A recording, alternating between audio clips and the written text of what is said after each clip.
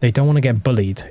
No one likes to play against a Smurf. I love playing against Smurfs. Put me in a lobby with Tens. Put me in a lobby with Jordan Nothing Gilbert. Put me in a lobby with Ye. Put me in a lobby with Aspas. I will love that because it challenges you and makes you better. A boxer, a pro boxer, did not get better at boxing by punching babies. Game is instantly ruined. I don't learn anything. You don't learn anything from... Oh my game!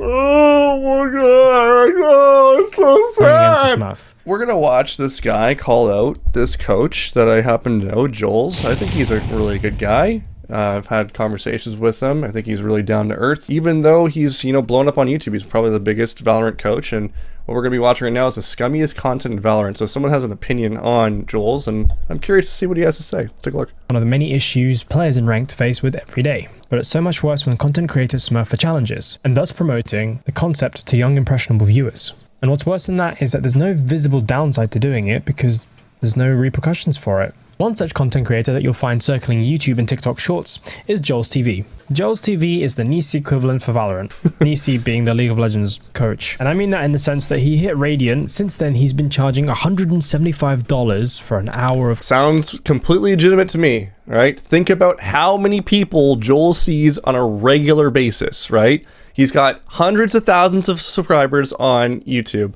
He's got hundreds of followers on TikTok. He's got people asking him for coaching all the time. He even has a whole team of coaches that he refers out to now because he can't handle the workload. So if he doesn't charge this much, like if he charged the amount that I charged before I went free, he would be overwhelmed. There's like, he needs to live, right? He's got to do something with his life. Coaching. Yeah, I had to check that twice to make sure that was correct. It's $175. I don't know if it's gone on as of creating this video. Where if you look at honestly, he's probably going to go up to 200. VODs or videos that he uploads to YouTube of his coaching sessions, they're the same stuff that every C-tier content coach on YouTube makes. Of getting what's a C-tier content coach? What does that mean? Define that to me. Define that to me. Placement is going into the deathmatch and practicing it. How we're gonna do this? You're gonna just aim and crosshair placement head level, okay? And then when they peek an angle, ask yourself, is this head level? It's like, yeah, this is head level, right? Like This advice cost $175, by the way. Okay, who is the player that he's coaching? What's their rank? What do they need? JOLLZ probably is giving them what they need, right? The amount of times I've repeated my points in content or in coaching, people need regular reinforcement of what they're learning. It's just that simple, right? People make mistakes all the time. And in order for them to recover from those mistakes or be able to build off the mistakes, you have to point it out. It's just that simple, right? It's not like he's trying to copy content. This is something that is necessary for everyone to see. And not every single situation is going to be the same. So when you're doing a crosshair placement on one peak, it could be different and the rules could bend in certain ways. So it's important to reinforce it. But in the contrast to this, you have content coaches like WOOHOOJIN who will give in-depth analysis. He gives you advice. WOOHOOJIN's copying content by your definition as well. I mean, I've heard WOOHOOJIN use things that I've said before. Okay, let's hear what he has to say. And he gives you practice routines that caters for your rank to teach you to climb to the next rank and possibly the rank after that. Awesome. So, okay, so you're saying that the value of his coaching is higher than JOLLZ. Okay, that's your opinion. I know plenty of people who have enjoyed JOLLZ's coaching. I also know that JOLLZ is trying to probably move away from coaching altogether. That's why he's charging as much as he is. He wants to be a content creator for everything, not just Valorant now. He's moving on. Right, and WOOHOOJIN will probably end up going that direction eventually too. But it's advice that caters to you and also in-depth analysis of why you should do what you need to do, okay? And you can submit a VOD, and he does this for the absolute grand price of free. Yes, so am I. But there's also more to this. He's living off of subscriptions, which people are, putting in the position right now to be able to make it free. So it's technically not fully free. He's asking for people to support him. And if they choose to, then that's great. He's got a business going for him. If they don't, then he's going to have to charge eventually. But right now he's good. It seems that people are catching up to this grifter's scams of coaching sessions, though, because he stopped sort of pushing out these coaching sessions as YouTube videos, and he started pushing out a brand new type of content, and that is bullying bronze and iron players. His new challenge to use is taking an iron account, iron to gold or whatever, using knife only. And you might be thinking, well, what's the problem with that? He's only using a knife. It's not like he's actually smurfing or tryharding in a smurf in a lower rank lobby. And that's where you're wrong. See, at best, JOLLZ is a Radiant level player, and at worst, he's immortal. Let me paint a picture for you. I'm Diamond 2, almost Diamond 3, and when I tell you that there is almost no difference, there is a small difference. There's a small difference of aim between an immortal player. Okay, if you don't know what you're talking about, don't say anything, all right? Like, you're fumbling right now. Your mental gymnastics are going like crazy here. You clearly don't know the difference. Just let it go. Move on. Yeah, and a diamond player. Quite a small difference. What separates a diamond player from an immortal player is decision making, movement, and the way that they can manipulate fights to make sure that most of their fights, most of their engagements are in their favor. We diamond players just don't know how to do that yet. We get it lucky. We get them most of the time. We just know how to position. We know how to aim. We know, and we grind out games. I can argue that. And that's how we get to diamond. But immortal players can manipulate fights to their advantage. If you put I agree.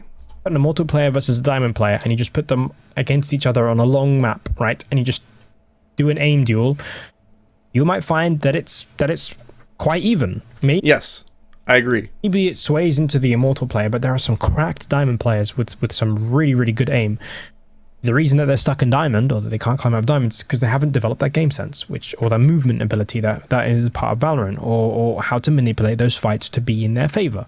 Okay, I agree. I agree fully with what he's saying, because ultimately, what everyone can understand and train on a regular basis is aim. Nobody confuses that. It's very simple. You have aim labs, you have Kovacs, you have all these systems in place that you're able to like work on aim easily. It's not a big problem. When you're actually diving deep into more of the meta of the game, or the macro movements and all the other stuff, that's where things get a little bit more dicey. And that's where people get hard stuck in diamond.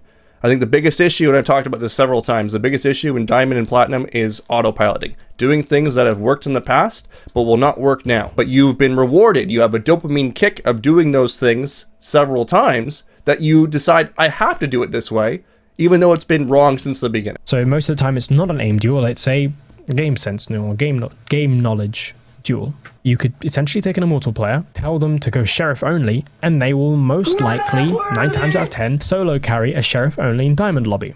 Come on, you're stretching. If they can do that in a diamond lobby, they can absolutely bully iron and bronze players with a knife only. Not to mention that for him to get this iron account, you'd either have to have bought it, which creates the supply and demand problem that we have with botting with accounts. There's literally, okay, if we're talking about Joel specifically, there's literally a video where he did with Eggwick where he faced 5 silvers and could not beat them one round. One single round could not beat them.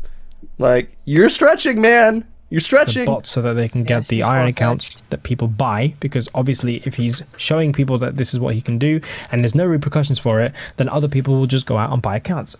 Or he'd have to have leveled an account himself and then griefed ranked games to be able to get to iron to be able to do this, which is just as scummy. Now, don't get me wrong, I'm not only just hounding JOLLZ for this. There are a lot of content creators that are doing this right now, and it's quite tragic, but JOLLZ is one of the most significant ones, and another one as well, which unfortunately has lost quite a lot of respect from Valorant, but he's still a pro player, so people will still watch him, is Ye. Ye is a Valorant tier 1 pro. I know he's playing tier 2 right now, but he is a tier 1 level pro. He was esports of the year, and he was on the team that almost won the world champions for. So I'm curious what his opinion would be if JOLLZ decided to buy, say, an iron account, and he did an educational series to be able to help people get out of those ranks. Would this be different, right? Would your opinion change? Versus, I'm going to take a knife and then stab everyone, right? Because at the end of the day, if you're going to change your opinion based on what the type of content is, then it kind of, you know, undermines your whole thought process, right? I personally have considered maybe doing that to be able to help people get out of their current rank and really define what every rank needs through played experience, right? So would that mean that I'm a scummy person for doing that? Even though it's helping the masses to get out of where they need to go? You can argue both. He decided to do a classic only from Iron to Radiant. Instead of just doing a classic only new account, he went from Iron to Radiant, which poses the same problems of him bullying Iron and Bronze accounts, right?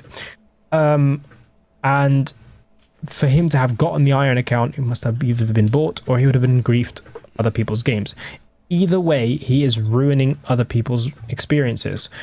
You have to bear in mind that a lot of people who are in Iron and Bronze don't have the time that people in Immortal have to play the game. Okay, ruining an experience. Let's talk about this. When you sign up for Valorant and you play a game, when you sign for anything, it doesn't have to be Valorant. You're going to play players, eventually, that are going to be better than you, right? It's going to happen. So because they're better than you, that equals a ruined experience. Why? If a person has just got more experience in something, let's say, for example, an interview. You go for a job interview and you do a really good job. And you're like, you know what? I think I'm going to get a call back. You get a call back and the person says, you know, you had a great interview, but we have someone who's got 20 years of experience in the industry that we have to go with over you. It would have been great to have you, but unfortunately we have to go this direction. Do you sit there and mope and whine about it? Or do you go and put another resume out? It's not ruining my experience. I wasn't meant for that job. Someone else with more qualifications got it. It's going to happen, right? And you're gonna let's take away smurfing from this. Obviously, I understand competitive integrity, all that good stuff. But let's take smurfing out of this. Let's say that one of my students has a fantastic game in gold. He drops 40, but his rank is gold. So does that mean everyone else's game is now ruined? Their experience is ruined? Because this guy dropped 40 frags? No, he popped off, right?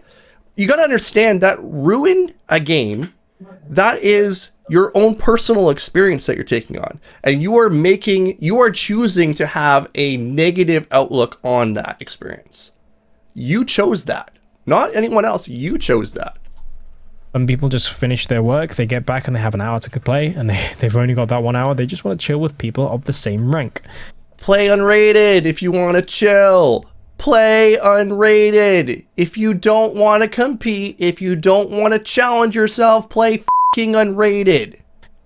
They don't want to get bullied. No one likes to play against a smurf. I tell you now, when I play against an obvious smurf in Diamond, and you can... I love playing against smurfs. Put me in a lobby with Tens. Put me in a lobby with Jordan Nothing Gilbert. Put me in a lobby with Ye. Put me in a lobby with Aspas. I will love that. Because it challenges you and makes you better. A boxer, a pro boxer, did not get better at boxing by punching babies. The game is instantly ruined. I don't learn anything. You don't learn anything from... Oh, my game is ruined. Oh, my God. Oh, it's so against a sad. smurf, right? Because you can't understand what it is. The difference between you and that smurf is... Record your How many times have I said this? Record your games. If you don't understand, look at it. If you don't understand, hire a coach, right? If you don't understand, put a free VOD submission in my Discord. I'll be happy to help you, all right? This is a learning opportunity. Accept it as that. Or sit there and whine like this guy. So vast that you don't understand how to get from the bottom of Mount Everest to the top. You know how you do that? You train. And I've trained people who have never climbed Everest, and they've climbed it before. You train. They didn't go in there saying, oh, you know what? I'm going to walk up there and know how to, I know how to climb Mount Everest. No, you train for it. You learn what you need to do. And then you go climb Mount Everest, right? You're not just going to run up Mount Everest and be like, oh, it ruined my experience because I didn't know I had to put picks into the wall and climb up the freaking mountain. That's the difference. I'm not pointing these two individuals out to make sure that they get banned. I don't care that they get banned or not. What I care is that these accounts should have some repercussions, because otherwise they're promoting the fact that even now when I scroll through TikTok, you can very blatantly see Immortal accounts who are smurfing. Okay. Here's my question for you guys, okay? When ranked wasn't a thing, and maybe I'm dating myself here, but ranked wasn't a thing. We're talking about CSS and beyond, like earlier games, okay? You got into a lobby, you had no idea who you're playing against. I'm thinking like back to my old Combat Arms days. You had no idea who you're playing against. No one sat there and said, oh, it ruined my experience when someone better than me shot me in the face. No, they bitched and complained a little bit, but then they ran in and played again, right? There was never a ladder before this stuff, right? And nobody bitched about smurfing. You just played against whoever you played against. And that was the exciting thing. You got into a game and you didn't know who you were playing, right? And you wanted to test yourself against them. And if someone beat you really bad, you sat there going, I wonder what they did to be able to beat me. This is an opportunity for growth in my gameplay.